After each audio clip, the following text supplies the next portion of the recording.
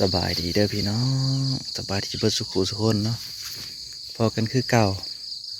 ตอนเช้าหมอกลงแห้งมันหมอกตกจนว่าเปียกไปเบิดพี่น้องเลย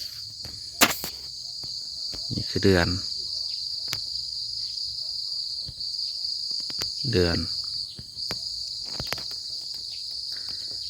หมอกลงเปียกไปเบิดเลยสุ่มไปเบิดเลยนำหน่อยใส่คาปอบวันนี้ก็ทำให้เขามาปองพาวานคือทำพิธีจะเอาขวัญเขาขึ้นพาวานขวัญเขาขึ้นเล่าเพราะว่าหน้าเขาก็แล้วเป็นที่เรียบร้อยเลยพี่น้องเชิญขวัญเขาขึ้นเทิงเล่าตามหิดคองประเพณีเนาะหิดคองประเพณีชาวไร่ชาวนาเขาจะเห็ดกันเนาะบางคนก็มีพิธียังหลายอย่างเด้แต่ว่านี่บริเห็ดหลายอย่างเนาะเอาแบบง่ายๆมีเหลาขาวมีคำหมากเนี่ยมาแล้วเล็กน้อยไปซื้อเหลาขาวบ่อันนี้มาเนี่ยอันนี้ปงพวานบอกกล่าวเป็นเอาไว้แล้วครับนะครับตรงประตูพระวาแหลกเขาจะหนามาเพาะตอนนี้สุกปะหักตาอยู่ดีแห้งแล้วเขาแล้วน้ำแล้วไปน้องเลยบอกพระแม่ธรณีเจ้าที่เจ้าทาน เจ้าที่เจ้าทานเนี่ยธรณีแล้วเขาบอกเขาจะหนามาอันนี้แห้งคนแล้วเย็น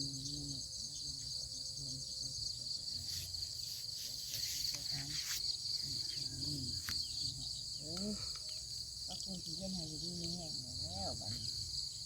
เขาจะแม่นะ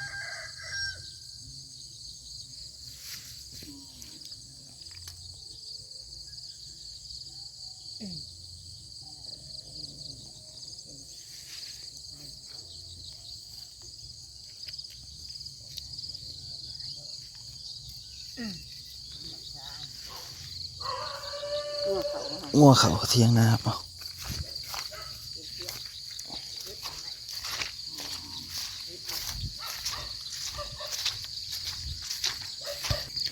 นะครับใบคุณใบย่อบัดนี้ฮะไม่ใช่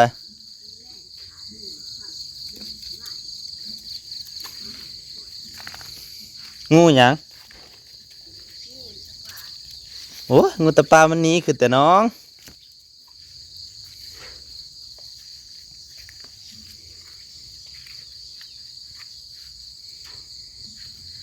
เตรียมพาไปน้องใบคูนใบยอผืนแพรว่าชิ้นพื้นแพรว่าเอาขวัญเขาขึ้นเล่าไปน้องเลยไก่แต่ว่าตามฮีดเพิ่นเห็ดคันว่าเห็ดเต็มมารีกับสิมีไก่แล้วเนาะสิมีเหล่าไห้มีไก่โตแต่ก่อนนะเด้เหล่าไห้หนึ่งแล้วก็ไก่ตัวหนึ่งต้มตามนั่นแหละหิดคลองที่เพิ่นถือกันมาเนาะเพราะว่าเขาก็คือเพิ่นเลี้ยงคนให้ใหญ่เนาะเลี้ยงคนให้ใหญ่ต้องเอาขวัญเพิ่นขึ้นเอาขวัญเพิ่นขึ้นไปหน่อย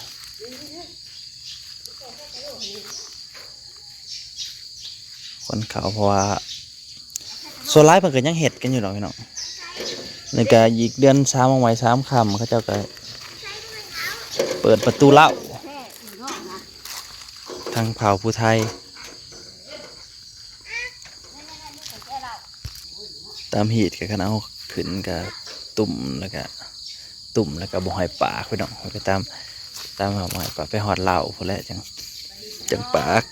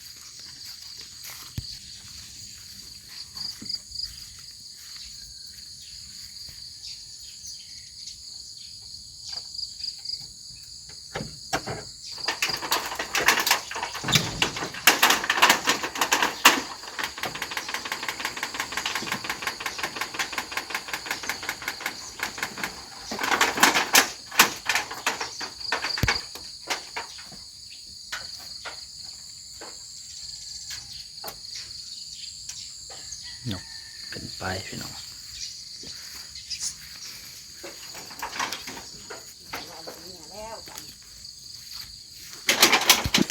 หอดเหล่าแล้วพี่น้องเอ้ย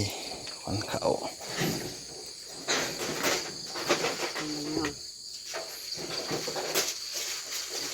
ใบคูณใบยอมีเหล่ามีไข่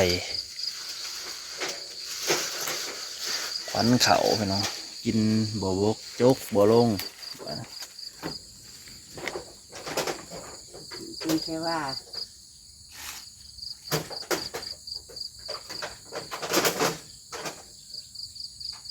เพราะฉันมันหัวโตแล้ว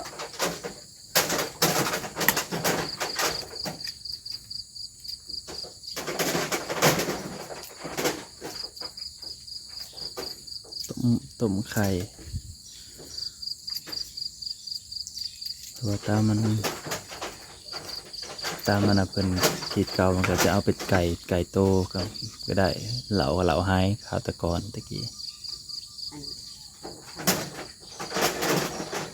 เอาไฮ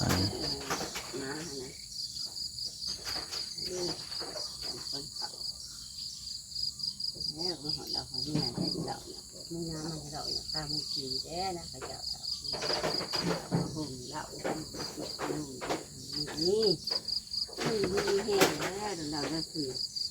มาคุยแล้วก็คำไปหาบริขาดเลยกินบุกบุกวันดีมีวันอาทิตย์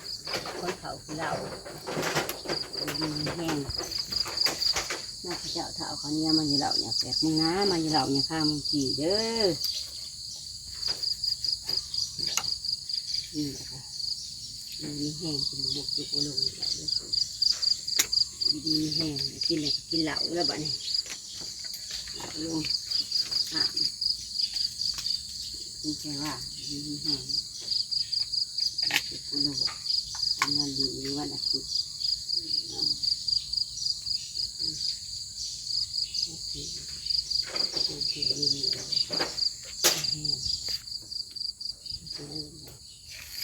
เขาปีนี้ก็เต็มเหล่าพี่น้อง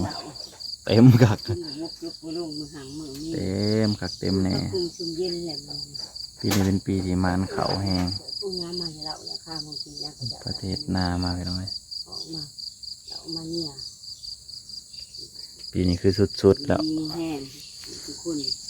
บรรจุในเหล่านี้บรรจุในเหล่านี้ลาย150 สอบ160 170พระท่านเอาขึ้นมาอยู่ยันเอาขึ้นมาบ่ได้แล้วมันเต็มแล้วเอาไว้ซีกินอยู่ครับมันเต็มเลยเด้ปีนี้บรรจุเต็มเลยหมานแห้งปีนี้เหล่าก็เต็มเลยนะปีที่มานไปตรงไหนนั่นแหละถือว่าสำเร็จพิธีไปคนทำหน้าคนจะหูจักดอกเอาควันเขาขึ้นเอาจากไหหน้าแหละทำคนเชื่อว่าเขาแล้วเรียบร้อยแล้วเขาปีเกียวเขาแล้วปั่นเขาแล้วแต่ว่าตามที่เผ่าผู้ไทยเพิ่นแต่ก่อนเนาะแต่ก่อนมันจะบ่มีรถพาดเขาอันนี้พี่น้องมันจะบ่มีรถซีเขานะเขาจะพาดเอานะพาดแล้วผู้ได้ข่าวร้ายจะหอดเดือน3พี่น้องเดือน3ออกใหม่3 คำหมดละเขาจึงจะเอาเขาขึ้นพระผู้ไทยเอาขวัญเขาบุญไขประตูเหล่าบุญอันนั้นแต่คู่มือนี่ก็หอดยามไขประตูเหล่าเขาจะก็เฮ็ดพิธีคือกันเลยไขประตูเหล่า3 มือ